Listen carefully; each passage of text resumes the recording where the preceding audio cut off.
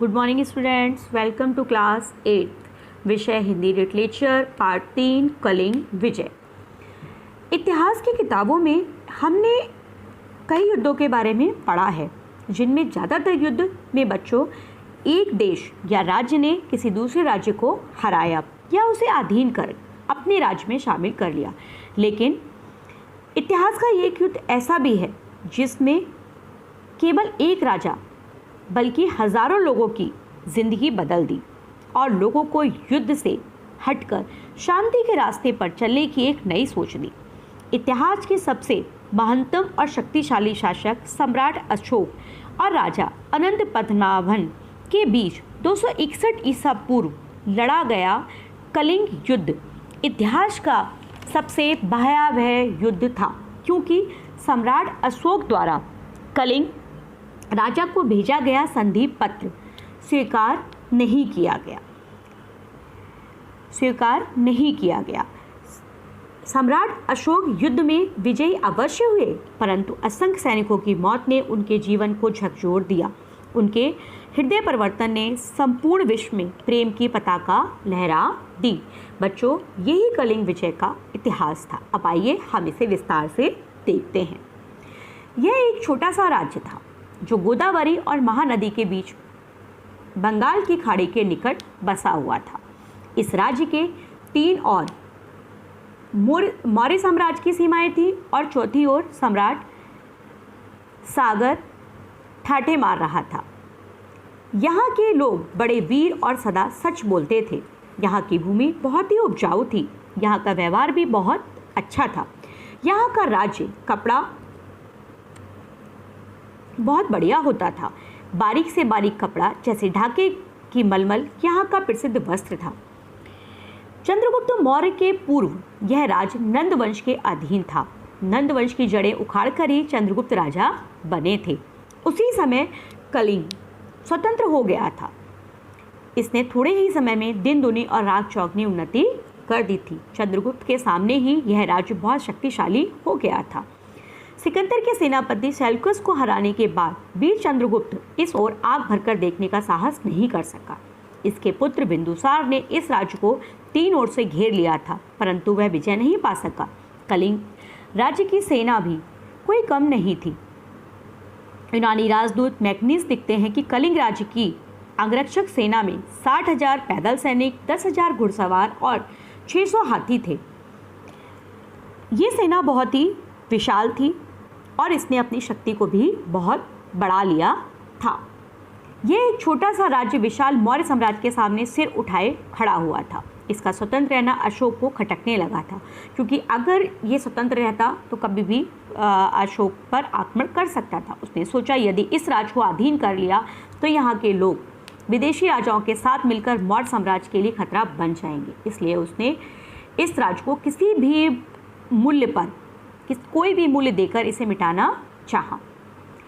और अपनी राजगद्दी पर बैठने के 8 वर्ष बाद सम्राट अशोक ने अपनी महान सेना को लेकर इस राज्य को तीनों ओर से घेर लिया। चौथी ओर समुद्र ने उसे घेर रखा था। अब सम्राट अशोक ने अपने दूत कलिंग के राजा के पास भेजा और कहा कि आप हमसे हमारी संधि को स्वीकार कर ले, हम आपसे मित्रता करना चाहते हैं। दूत ने जब कलिंग राजा को यह संदेश दिया तो कलिंग राज ने इसे अस्वीकार कर दिया और सब ने एक ही वर्ष में कहा, महाराज, मौर्य वंश वालों की यह चाल है। इतना बड़ा साम्राज्य इससे मित्रता काटना चाहता है, वो भी इतनी बड़ी सेना लेकर। यह धोखा है महाराज। वे हमें मिटाने आए हैं। हम जब तक जीवित हैं तब तक हमारे शरीर में अंतिम सांस है। हम शत्रुओं से लड़ेंगे और अपनी जन्मभूमि में उन्हें घुसने भी नहीं देंगे। कलिंगराज दरबार में खड़े हो गए और बोले, मेरे देश के सपूत, एक बार और सोच लो। मतलब उन्होंने अपने राजा प्रजा को सोचने के लिए कहा कि एक बार सोच लीजिए कि इसमें क्या हो सकता है, क्योंकि वह एक विशाल सेना है। तो मौर्य साम्राज्य की सारी शक्तियां हमें मिटाने के लिए पिल पड़ी हैं। इन शब्दों का कहना था कि सभी वीरों की आंखों से रक्त टपकने लगा और क्रोधित होकर अपनी तलवारें निकाल ली। महाराज की आज्ञा पाकर सेनापति उठकर बोले, महाराज, आप सत्य कहते हैं। परंतु हमने उनका क्या बिगाड़ा है जो आप मौर्य सम्राट हमें जीने नहीं देता। हम भले ही मिट जाएं, परंतु किसी भी मूल्य पर अपनी स्वतंत्रता नहीं बेचेंगे। हमें भी संसार में जीने का अधिकार है। कलिंगराज ने सबका रुख देखकर सम्राट अशोक को लिख भेजा, इस देश का बच्चा बच्चा अपनी जन्मभूमि पर मर मिटना चाहता है। हमको हमारी बर्बादी से कोई लेना नहीं। आप तो केवल अपना राज्य बढ़ाने की ही चिंता है। तो अब आप और हमारी मित्रता जो है वो युद्ध भूमि में ही होगी। अर्थात उन्होंने कलिंगराज का जो है संधि पत्र वो अस्वीकार कर दिया। फिर क्या था, दोनों ओर युद्ध छिड़ गया और दोनों ओर से अपने अपने राजाओं की जयकारें लगने लगी। खून की नदियां बहने लगी। युद्ध में अनगिनत लाशें जहां तहां सड़ने लगी। वायु में भी दुर्गंध फैल गई। सैनिकों का सांस लेना कठिन हो गया। एशिया के सबसे बड़े सम्राट अशोक ने बहुत बड़ा मूल्य देकर कलिंगराज पर विजय प्राप्त कर ली। शिलालेख 13 के अनुसार युद्ध में कलिंग ने 1.5 लाख सैनिक पकड़े गए और जख्मी हुए। कम से कम इस भयंकर युद्ध में दोनों ओर से लगभग 10 लाख सैनिक मारे गए या जख्मी हुए। असंख्यों के हाथ टूट गए, असंख्यों की टांगें टूट गईं। लाखों लोग अनाथ बच्चे जगह जगह रोने लगे। यह विचार आते ही युद्ध भूमि में खड़ा अशोक जो है वो फूट फूट कर रोने लगा। मंत्रियों ने उसे बहुत समझाया पर उसे शांति नहीं हुई।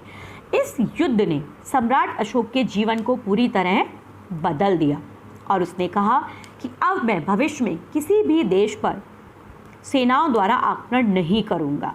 प्रेम का संदेश लेकर सारे संसार को एक माला में पिरोऊंगा। वह शिलालेख 13 में लिखता है, जितने मनुष्य कलिंग युद्ध में मारे गए, अब यदि उसका 1000वां भाग भी मारा जाए तो मुझे बहुत दुख होगा। बच्चों, ये सम्राट अशोक का अंतिम युद्ध था। इसके बाद उन्होंने राज्य को त्याग कर, युद्ध को त्याग कर अहिंसा का मार्ग अपनाया और बौद्ध धर्म को स्वीकार किया। बच्चों, हमें यहाँ पर इस कहानी से प्रेरणा मिलती है कि हमें अपना राज्य विस्तार के नाम पर हिंसा करना नहीं चाहिए। अपनी मातृभूमि से प्रेम करना चाहिए। हिंसा के बजाय प्रेम से दूसरों का दिल जीतना चाहिए। सत्य और अहिंसा, शांति का प्रचार और प्रसार करना चाहिए, क्योंकि किसी का भी खून बहाकर राज्य करना हमें शोभा नहीं देता और हमारे मन को संतुष्टि नहीं देता। यही इस पाठ का